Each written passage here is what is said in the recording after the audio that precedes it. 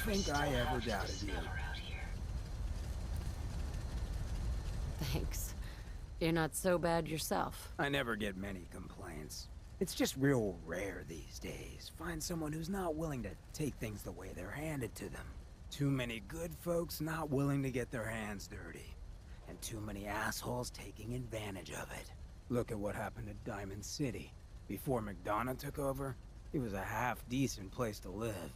A little stricter than I usually go for, but not terrible. I thought he and I had a pretty happy childhood. But then he decides he's gonna try and get elected with his anti-ghoul crusade. Mankind for McDonough. Before you know it, you got families with kids lining up to drag folks they call neighbor out of their homes and throw them to the ruins. You and McDonough knew each other as kids? Oh yeah. Guy's my brother.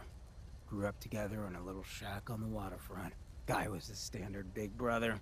Entitled, punchy, liked to shove rotten potatoes down my shirt and slap my back. But I never thought he'd be capable of something like what they did to those ghouls. Why did McDonough campaign against the ghouls? Because he thought he could win.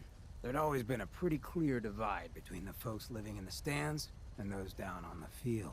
I'm not convinced they didn't do it just to improve their view. I remember storming into his office above the stands after the inauguration speech. He was just standing there, staring out the window, watching as the city turned on the ghouls. He didn't even look at me.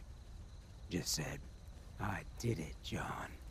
It's finally mine." Should have killed him right there, but I don't think it would have changed anything. Instead, I pleaded with him, begged him to call it off. He said he couldn't. He had nothing against the ghouls. He was just carrying out the will of the people. And he couldn't betray the voters. And then he smiled. That hideous fucking mile-long smile. He never smiled like that when we were kids. I didn't even recognize him. Wait, what do you mean you didn't recognize him? I don't know. Just didn't seem like the guy I grew up with. When I'd first heard the rumors, he'd been swapped for a synth. Thinking back on that night, I thought it made a lot of sense. But now, I don't know. I don't think I buy it. I've seen him since then, and there's no way they copied him that perfectly. Even got his tight-ass walk. But at the time, I just needed to get the hell away from him. Him and that whole damn city. He murdered those ghouls. Him and that whole damn city. I still wasn't a ghoul at this point, so I didn't have to leave, but I couldn't bring myself to stay in that cesspool after that. I'd been sneaking off the good neighbor for years to get decent chems, so I knew the safe routes. I managed to track down a couple of the families, lead them there, but most couldn't get used to the good neighbor lifestyle. I brought them food for a couple of weeks, but after a while, they just disappeared.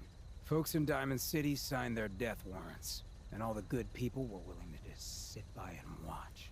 I felt like I was the only one who saw how screwed up things truly were, who couldn't just pretend things were fine. Still feel that way. Or I did. Until I met you. I know I run my mouth, but having someone who sees the world for what it is, and is willing to do something about it, it's meant a lot to me.